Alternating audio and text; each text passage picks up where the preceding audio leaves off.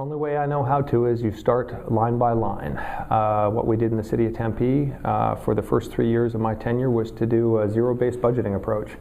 And folks say, well, how do you have the authority to do that? And it's an appropriate question. The mayor of the city of Tempe has only 2 jobs under the Constitution of Tempe, the charter, and that is you're the 7th member of a council, and you get 1 vote, and you get to hold the hammer. Everything else that was done that I did in Tempe, getting the reserves doubled, cutting our budget by 18% while maintaining, actually improving services, was done by advocating. And the treasurer's office, I think, is one place we should expect to have a louder voice in that process. We certainly expect the Attorney General to advocate for laws that make the state safer. We expect the Secretary of State to advocate for laws that make the ballot safer.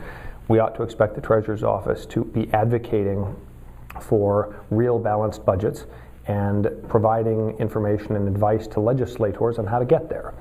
You can't do it today, getting it done tomorrow. It's got to be planning during good times, not to get too biblical on you, but I believe strongly in this notion that if you're going to survive economic cycles, you've got to save grain in the good years in order to have it to spend in the bad years or eat in the bad years.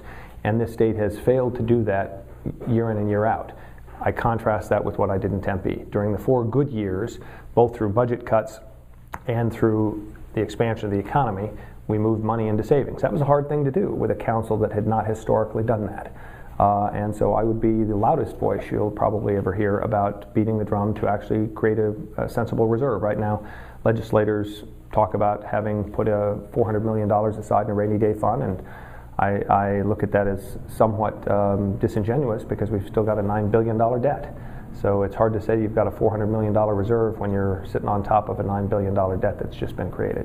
So it has to start every single day, and it starts with every single line in a budget.